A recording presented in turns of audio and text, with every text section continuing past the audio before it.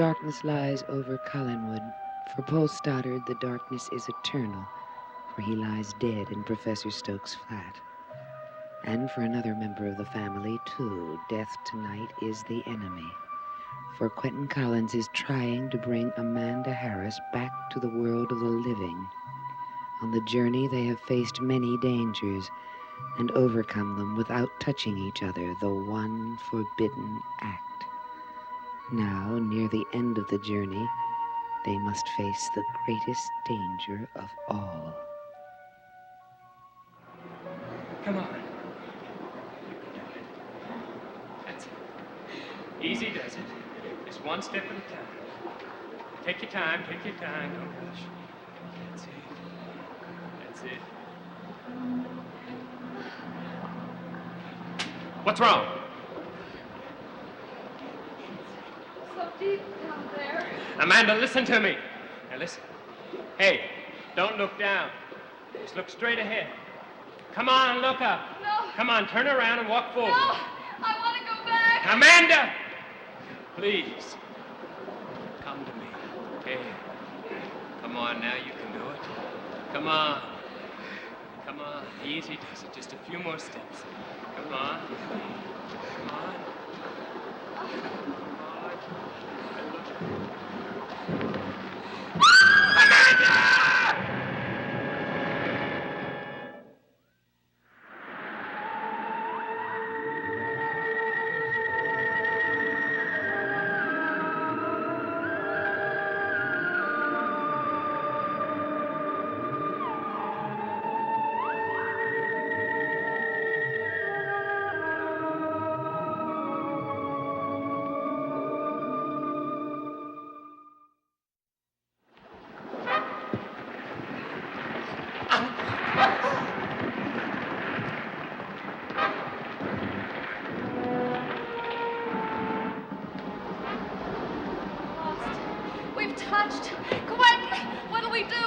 Get out of here.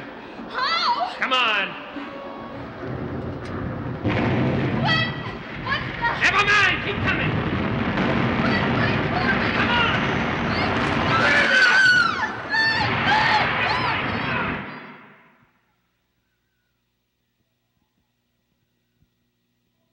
Quentin, where are you? I've lost you. I can't find you. Lost. Quentin.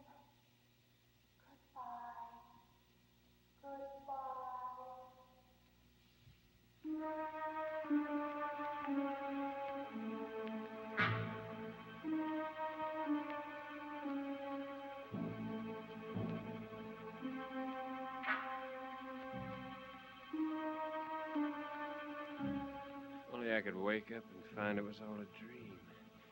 And Amanda was in the next room, the way she's been all those mornings. Oh, stop it. It won't do any good. It wasn't a dream. Amanda's gone. The cave is gone. Gone forever. Only Quentin Collins is left.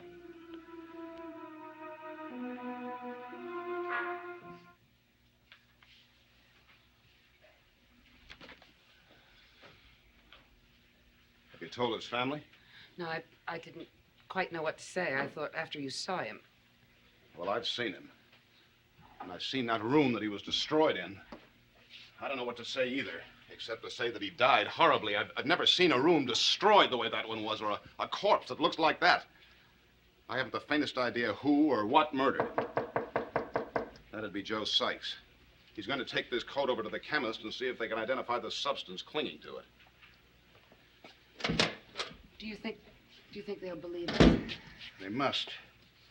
Julia, I think we should tell him about Barnabas Collins' involvement. The situation has deteriorated so much that it'll be impossible for us to keep anything back. No, I don't think we can tell him about Barnabas. Barnabas may have some plans that we could spoil. Very well, Julia, but I'm afraid we'll both regret it. Fisk is going to arrange an autopsy. Then maybe we'll know something more about Mr. Stoddard's killer. At least what direction to move in. I think we know the direction. What's that? Whatever killed Paul Stoddard moved quickly and fiercely, but not quite quickly enough.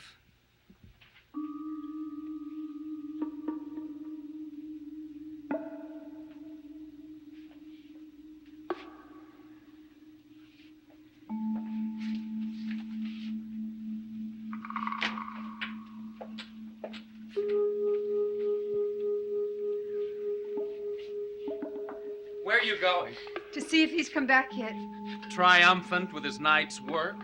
Stoddard had to be silenced. He was the only one to do it. And who's going to silence everyone else? What do you mean? Tell me what happens when they see him wandering around the countryside. When they start talking about him. When they start banding together and coming after him. You don't need to worry about him. He's faster and cleverer than they are. He'll get away from whoever is after him. He'll get back here. It's not him that I'm worried about. It's me. I don't understand. Look, all right, he'll get back here. But someone will see him, and they'll come after him. And they'll go up to that room, and what do you think they'll find? That thing, as it really is, a killer living in a dark, boarded-up room. Look, stop it. He only did what he had to do. All right, believe that. But you'd better believe that he's in trouble now. And he can't stay here anymore. You can't make him go. Can't I? Why not? Oh, he's the one who's strong and resourceful and ruthless. Well, I'm none of those things. I'm just plain scared. Listen. Listen. He's come back. Oh, God, I knew he would. You'd better pray that no one's seen him. You'd better pray that no one is after him.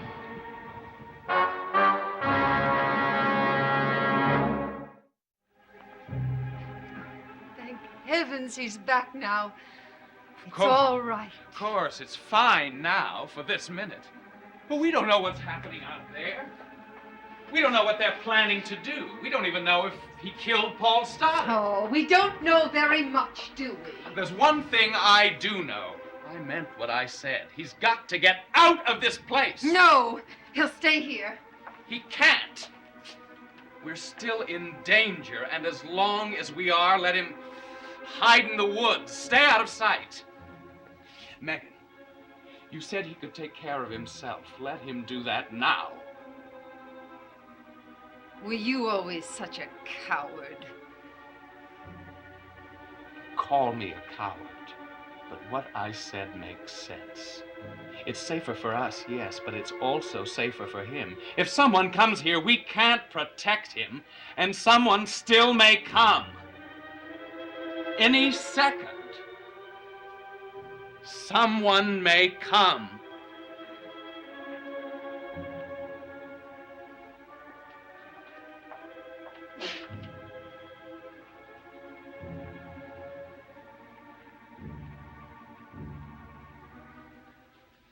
So you see, Paul Stoddard left us more than the state of his body or the condition of his clothes. He left us his last words. Monster. Room upstairs. Dark boards. Basement room. Breathing.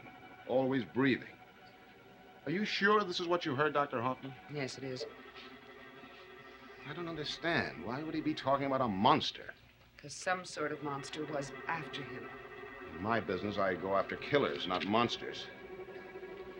You yourself said that you'd never seen a room like the one in which he was attacked.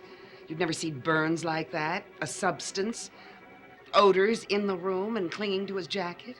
Let's just pass the monsters for a moment. Let's get back to the other words that he said. Room upstairs. Dark boards. Have you any idea what this room could be? Well, I saw him coming out of the Todd's Antique Shop. Well, the Todd's Antique Shop. They wouldn't have anything to do with his death. He was coming out of that shop. You know, it's funny. Mrs. Todd called me earlier about Mr. Stoddard. I thought it was because of Carolyn. Carolyn. I've got to tell Carolyn. But what'll I say? Tell her that he died of a heart attack. Agreed. We'll both say that he died of a heart attack. But what made his heart stop? What frightened him so much that he died? We've got to find out what happened.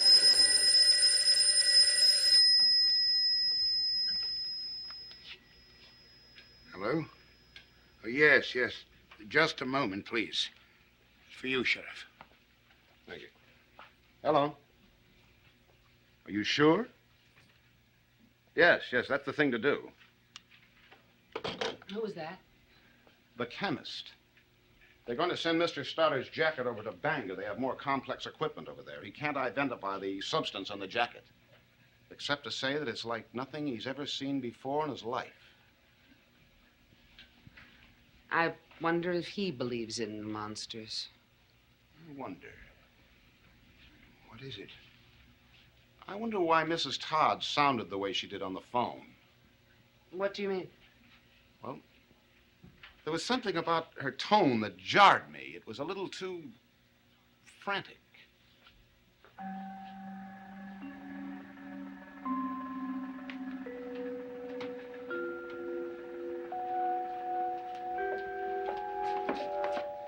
Well? He won't leave.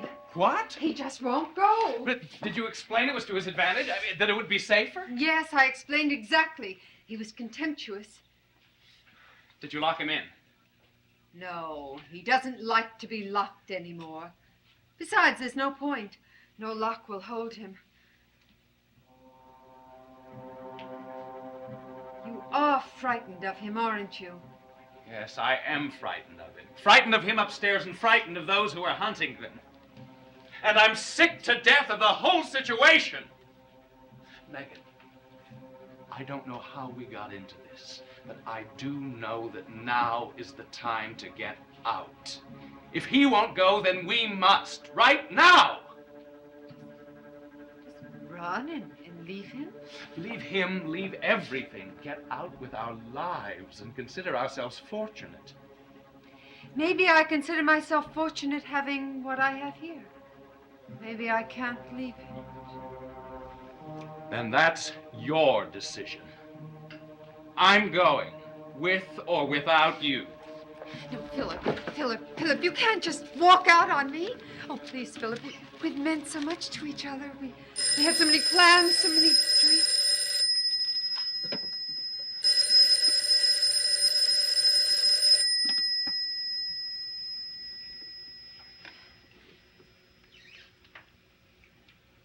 Hello? Hello? What? Are you sure? Oh, yes. Yes. Yes, thank you. Who was that? Elizabeth. They found Paul Stoddard dead. Did he say anything? No, he didn't. He had a sudden heart attack. He never spoke.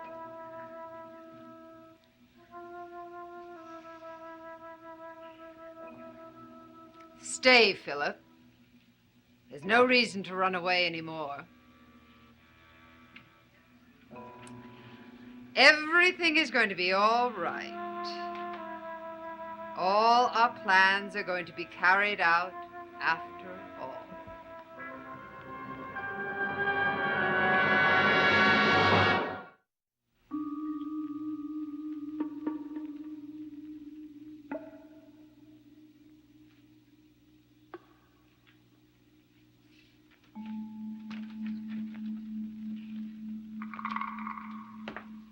It's all done. The window's fixed. No one would ever suspect he's been out and back. How is he? Fine. Very calm now. There was no reason for you to be frightened of him.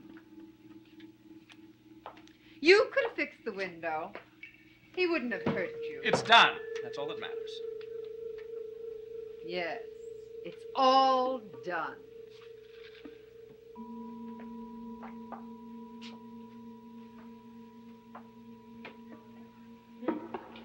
hadn't realized what a beautiful night it is.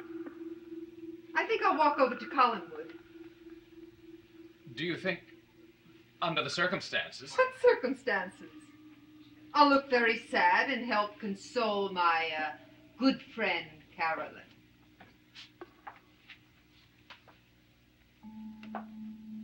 You stay here, Philip. And stop looking so worried. There's nothing to be worried about anymore, certainly not him. He's very quiet now. Besides, I told him not to hurt you.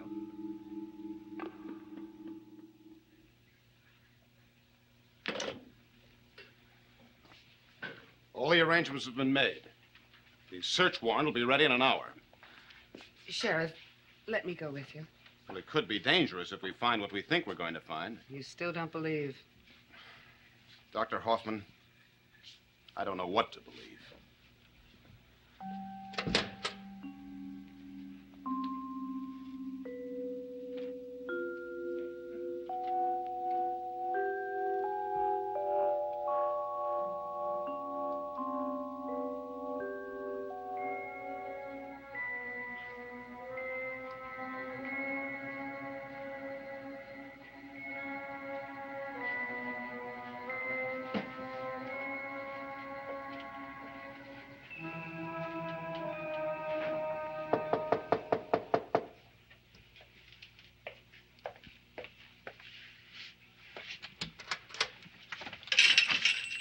I'm sorry to disturb you, Mr. Todd, but I'm afraid I have no choice.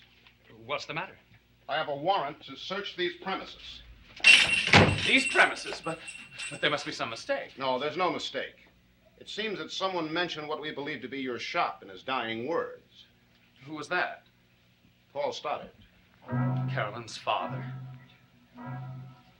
Is he dead? Yes, sir, very dead.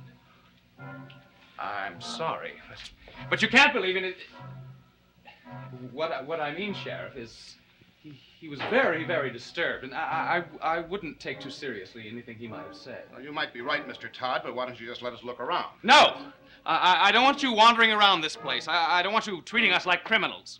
Nobody's treating you like a criminal. We just want to look around a little bit. Unless, of course, you don't want me to. I'm sorry, Sheriff. I'm being overly sensitive. You see, we, too, have had a death in our family recently. It's my nerves. I'm sorry. I know this isn't pleasant for you. I'll try to make it as short as possible. Now, if you'll just lead the way. Yes. I'll lead the way.